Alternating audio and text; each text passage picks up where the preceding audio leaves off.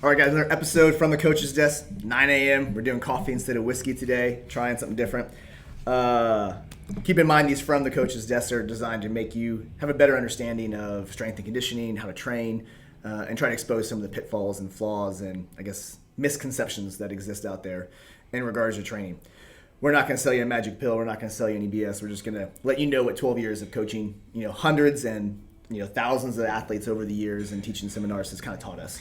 Yeah, and what we're really trying to do is let you guys in on the insights of the differences between theory and practice from all of these years of training all sorts of athletes from all walks of life and all experiences and ability levels. Mm-hmm.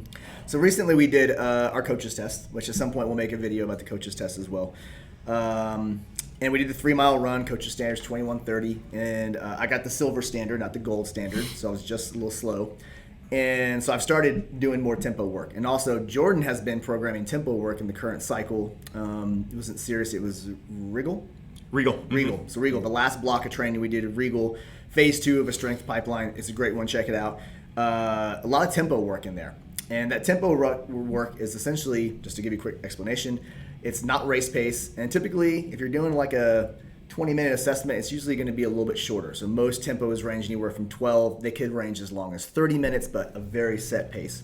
And so as I've been working through my tempo work at a track and not by feel, which at the gym, we don't have solid markers. A lot of athletes don't have GPS watches. So it's going to be really hard for athletes to actually use a objective pace that is very tangible and very accurate. When you go to a 400-meter track or you're running a GPS watch, you can't hide. It's going to tell you exactly how fast you're going. And so I'm, 3 or 4 progressions in on this tempo work, so I want to retake the test here in a couple weeks.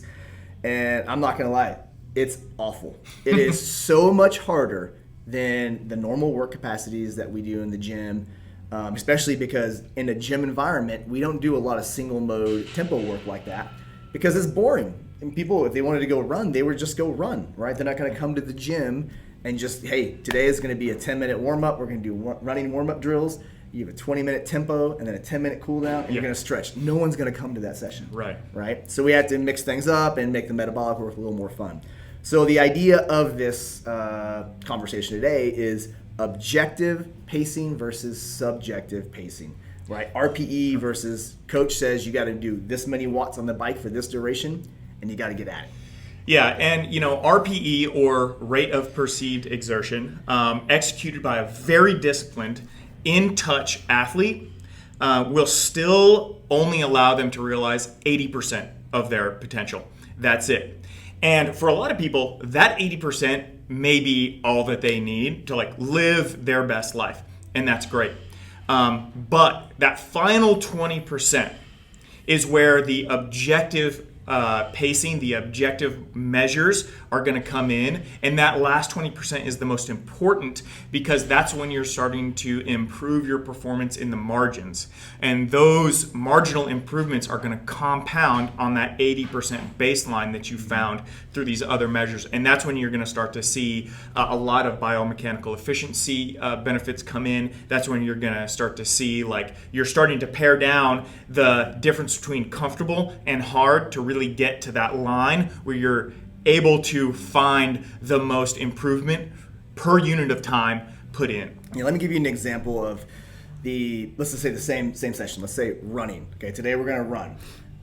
An objective prescription of intensity, right, would be based on a 3-mile or 2-mile assessment. And Jordan will program, I want you to run 16 minutes at a 7:30-minute mile pace. Yep. Right? There's no gray area. There's no flex. Maybe plus or minus 5 seconds. Sure. Yeah. Right? So maybe 7:25 to 7:35. That's your pace I want for the entire 15, 16 minutes, whatever you prescribe. Versus, I want you to go out and run for 15 minutes on an 8 out of 10 or comfortably hard rate of perceived exertion. Mm-hmm. Right? That's going to be influenced by a lot of factors. Yep. All right? Yeah, how they feel that day, how motivated they are that day.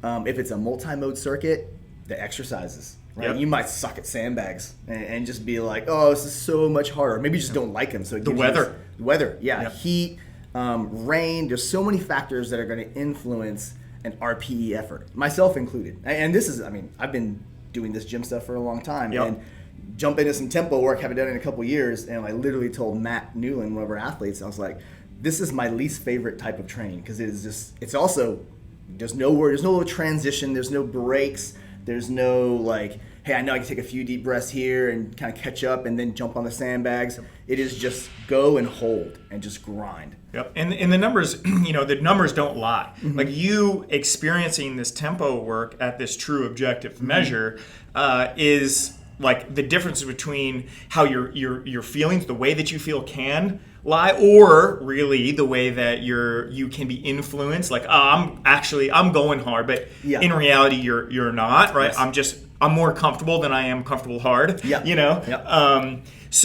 But the numbers just, they don't lie. Yep. And if you are able to hold yourself accountable to them, then you're going to, sow the fruits of your labor, reap the fruits of your labor. Now, in RP, I had a conversation with a buddy the other day. He was talking about RP on the strength side of things. And we kind of account for it as well. We use percentages in our strength work. Yeah. So we have a little bit of a window like, hey, based on how you feel today, I want you in this. Kind of ties into conditional progression as well. It's like you can be at 70 or 75 or even 80. It's kind of where you want to be. Well you tested, right? How well you tested. What your training age is. A lot of things go into the fact that we use ranges in here. Yeah. Now, RPE does work with experienced athletes. It does not work with new athletes. Because new athletes just don't have a sense of pace. They don't know what 10 out of 10 is.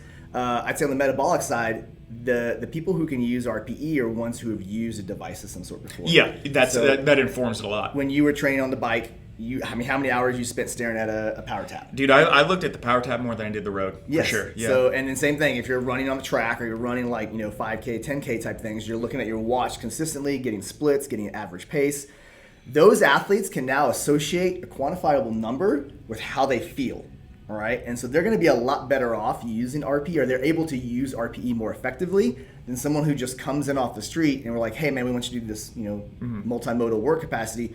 We want you to go at a moderately hard pace. They don't know what it is. They don't know how to manage their output. So RPE needs to be, if you're going to use it, requires experience. Yeah. Okay.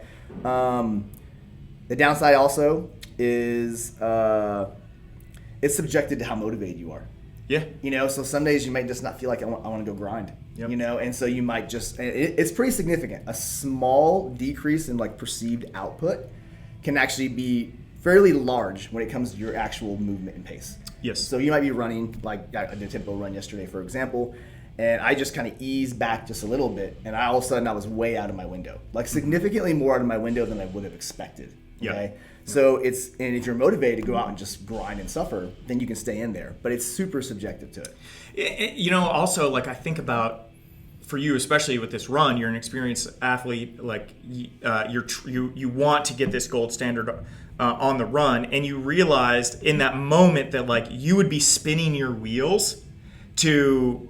Your training would just be you'd be spinning your own wheels. Like you're not actually like making that forward progress. Yep. If you allow yourself to back off of that intensity, even for that amount of time. And it was surprising to you, how much it fell off. Yeah. Well, I mean, if you're an athlete that is using rate of perceived exertion or RPE, and you back off a little bit, think about how much you could be losing. There is an opportunity cost there. Yeah. And that opportunity cost in performance or in fitness improvements, in aesthetic changes, whatever, over the long term, may be greater than the dedication that it takes to use some sort of objective measure. Yeah. I mean, let's say you do something twice a week over a 6-week period, and let's just say that's 12 sessions, right? Let's say 8 of those you went on the lower end, or your RPE was a little lower than it should be,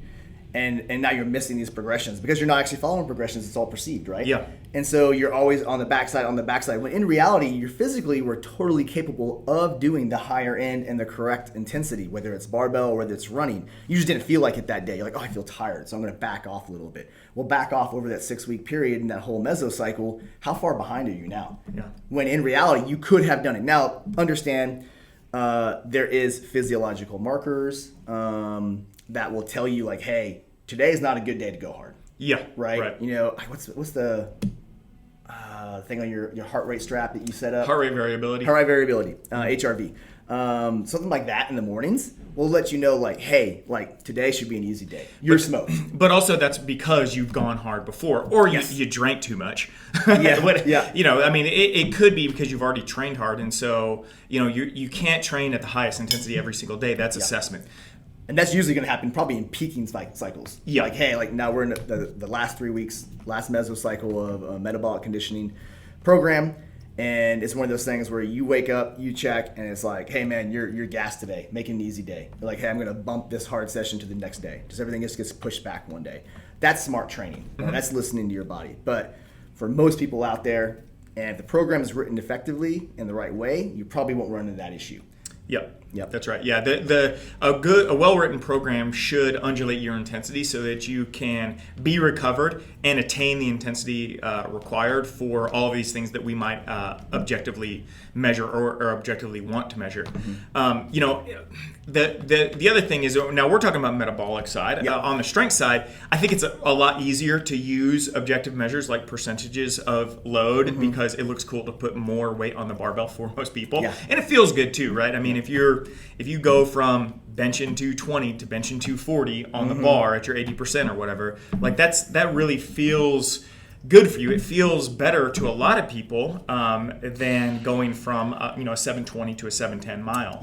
Even though one is like a much faster runner at that point, you know.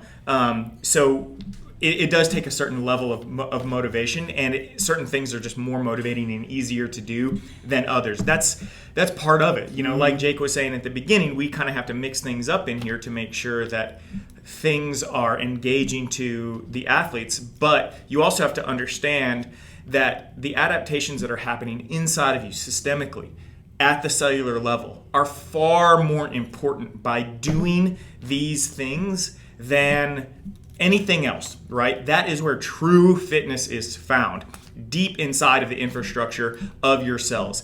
It's not really like how good you look in front of the mirror or how interesting your workouts look to the outside person, right? It's about developing something objective and something real inside of you so that you can therefore have a larger output for a longer period of time on the back end. Yeah, watch the show horse versus racehorse video. So I think this is to kind of wrap this up. One, it's hard to argue with the efficacy of single mode metabolic conditioning bouts because they allow you to have that objective measure. You can do an assessment. You could define training paces based on your ability. You can apply progressions, even conditional progressions. Watch that video too.